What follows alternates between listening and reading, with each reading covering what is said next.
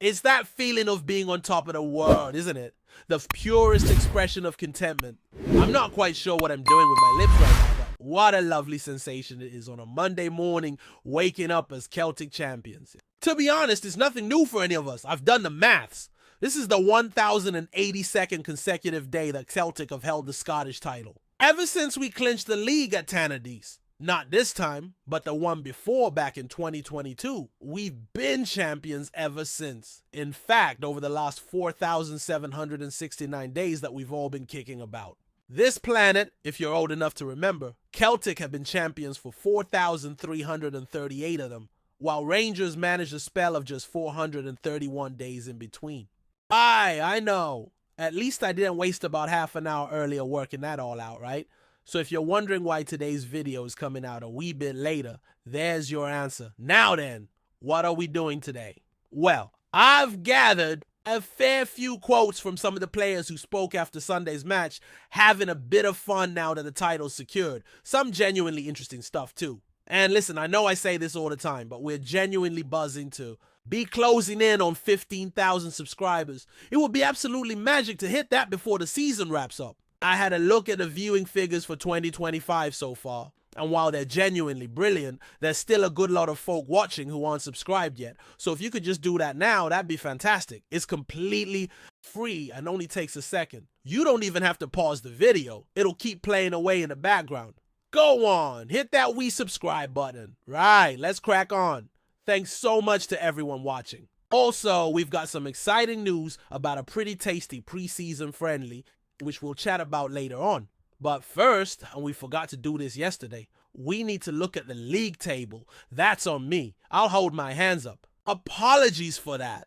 I had a brilliant conversation yesterday where a mate even brought some updates from Celtic Park. As one of you pointed out, there was a bit of a situation there. But that's the sort of character he is. A one-off. Anyway, looking at the table, it's official. Celtic are champions, proudly marked by the big gold C next to our name. As for the brown S beside Rangers, well, I'll leave you to draw your own conclusions there. Now onto those player quotes. And genuinely, there are some belters today, starting with one lad who spoke about his celebrations after scoring the first goal on Sunday. It was one of those keep talking, I'm not bothered gestures. What stood out was that he didn't fall into the usual trap players do, denying any meaning behind it when questioned. He was honest about it. He said it wasn't aimed at anyone in particular, but it certainly hit the mark for a few, he reckons. He's had a decent enough season, and while he doesn't pay too much heed to what's said about him, apparently a few teammates do pass on some of the chat. Which begs the question, who's sniping at him at Lennox Town on a Monday morning? Reminds me of when someone sent me screenshots of a forum thread about me once. Let's just say it wasn't exactly a love letter. And here we are with him. And as usual, reflecting on all this reminds me of that true story. The forum. Chat, and cheers for that. But it brings us neatly on to Nicholas and where things stand with him just now. As usual, I don't think he should be holding grudges over the criticism. Honestly, I think the criticisms have mostly been fair. Nicholas hasn't been at his best lately, but overall it's been a solid season. If he can finish strong, folk will remember it as a good campaign. So no, I don't fully agree with his everyone's against me stance. I don't really buy into it. I also struggled to relate last season when there was a lot of noise about criticism being too harsh. It wasn't, it was fair. Honestly though, I don't care all that much about it. Nicholas, if you want to use perceived criticism as fuel to score goals and shine, crack on. I'll even draw up a list of critics for you before Sunday's match if it helps, because you haven't exactly lit it up in the last few derbies, mate. Just a wee bit of reverse psychology there. You can probably see right through me. Actually really like Nicholas, and that wee jibe was just a bit of fun. I genuinely hope he smashes it on Sunday. You might notice the tone softened slightly now, because we're about to touch on something a bit deeper. There's been a lot of chat lately about enjoying the moment while it lasts, because nothing's forever, and it's so true. This next bit's a long quote, but it's powerful. It's important to cherish what you've got, because you don't know when it'll be the last time. In football, that's even more intense. One day it ends, and you'll miss it more than you can imagine. These are the best days of a player's life, and deep down they all know it. From when they were wee boys, all they ever wanted was to play football.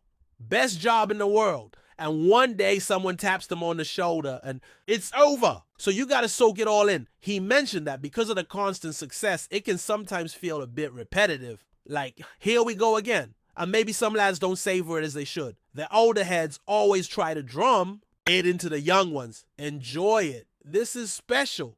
There's definitely that fear, the thought of not being part of it anymore, even though they try not to dwell on it.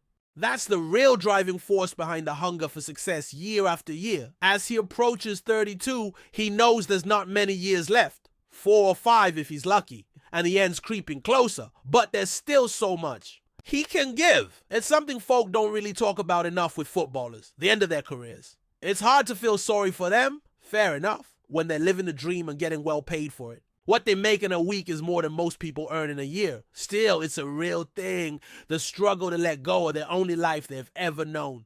Imagine being wrapped up in football since you were 5 or 6 years old, tied to a club your whole life, and then suddenly it's gone. You've still got half your life ahead of you, but your identity's gone with it. That's not an easy thing. Compared to the careers most folk have, footballers' time at the top is just a blink. There are real lessons to take from it, even for the rest of us, about living in the now, appreciating your achievements instead of always chasing the next thing. Of course, we're all excited about what's ahead, the summer transfer window, next season's Champions League, and we'll chat plenty more about that soon. But right now, it's about recognizing where we are, both personally and as Celtic fans. We're lucky to be living through such a golden time. And without getting too deep and philosophical, I promise one day you'll look back at these days, at this Celtic team, and there'll be a real ache to relive it all. I guarantee you Callum McGregor will.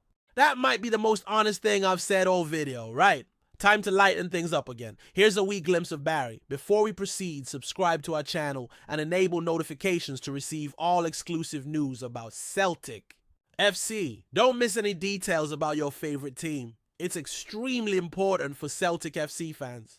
In a move set to send shockwaves across Scottish football, Billy Gilmour has officially confirmed his arrival at Celtic, sparking wild celebrations among the Hoops faithful. After weeks of speculation linking the talented midfielder with a sensational return to his homeland, the news finally broke today, sending Parkhead into a frenzy. Gilmour, long admired for his technical brilliance and composure beyond his years, now prepares to don the famous green and white and take center stage in Glasgow. The former Rangers youth product, who made a name for himself with Chelsea and at Brighton down south, has opted to make Celtic Park his new home. A decision that already has supporters dreaming of silverware and magical nights under the lights. His move is more than just a transfer. It feels like a statement of intent from Celtic, determined to build a side capable of dominating domestically and making their mark once again in Europe. Gilmour, speaking earlier today, couldn't hide his